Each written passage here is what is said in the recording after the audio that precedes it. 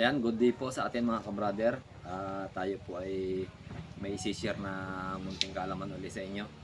Doon sa comment na nabasa ko mga kabrader, doon sa comment sa akin, kung paano daw maggayat ng metallic foil at kung ano daw klase yung metallic foil. Yan, ituturo ko sa inyo mga kabrader kung paano maggayat ng metallic foil. Bali ito mga kabrader yung metallic foil. Yan, ito yung ginagamit namin pain, ito yung itsura niyan. Nakarolyo siya. Tapos yan, binubukad lang yan. Ganyan. Yan.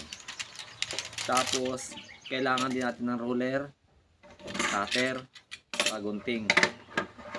Tapos yung ating kailangan may yung ating gayatan ay maganda, malinis, makinis.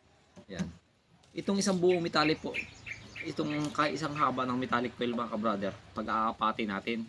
Yung apat kasi nito ay nasa tamang sukat na siya. Gugupitin muna natin ang paputol. Ang kukuhanin natin mga ka-brother dito ay yung pahaba na hindi siya nakaroll. Puputulin muna natin siya ng ganyan. Bale ito dalawa, hati sa dalawa ito.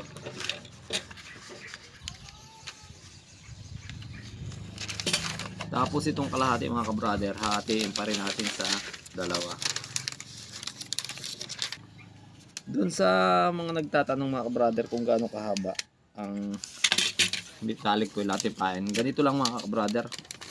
Ito ay halos nasa 4 inches, 4 to 5 inches ang haba. Yan, ang paggagayat niyan mga ka-brother ay ganito lang. Iipitin lang natin ng ruler ang metallic foil. Yan, ganyan.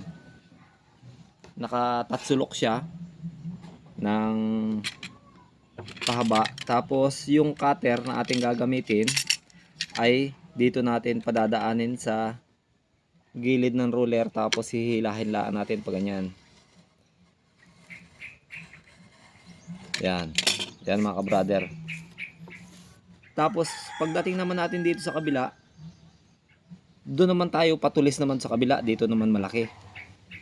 Ang ganda rin dito ay tamang sukat lang. Mahirap din dito yung sobrang haba kasi hindi tamain ng kawil yung isda, dahil lang yung kawil ay nandito lang sa puno. Dito lang sa puno siya. Kaya kailangan talaga halos kung maaari ay mahigit lang sa 4 inches ang haba ng ating pain metallic foil. Ang paggagayat ito mga ka-brother, kailangan siya na ididiin mo itong ruler para nakaplat talaga siya, hindi man siya bumaluktot. Tapos pag nakadiin na siya ay saka nyo hagurin ng cutter, pwede rin blade. Yan, yan lang ang tamang proseso mga ka-brother ng paggagayat ng metallic foil na pamain. Kabilaan lang siya ng kabilaan lagi. Ang isang metallic foil mga ka-brother, maraming nagagawang pain. Brother, itong metallic foil hindi basta-basta ito kuan. May mabibili kayo din itong local na metallic foil. Yung ang ibig kong sabihin mga ka-brother do sa local na metallic foil ay isang gamit nyo lang nawawala na agad yung kanyang kintab, yung pagka-silver niya. Itong ginagamit ko mga ka-brother ay ito yung magandang klase na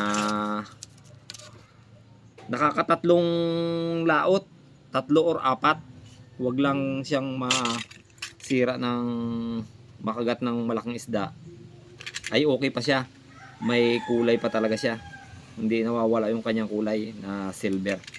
As in ito mga ka-brother, paing ito ay talagang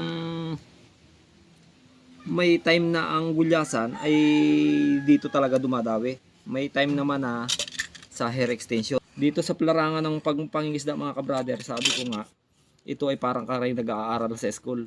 Tuloy-tuloy pa rin ang iyong pagtuklas ng mga ginagamit na pamain. Yan, baka dadating ang araw mga ka-brother, itong paing ito may lumabas pa rin ditong iba na mas latest pa. Ayan mga ka-brother, at sana po dun sa ating pinakitang video ay dun sa mga baguhan ay may natutunan. At maraming salamat sa patuloy niyo pong pagsuporta at God bless po sa ating lahat.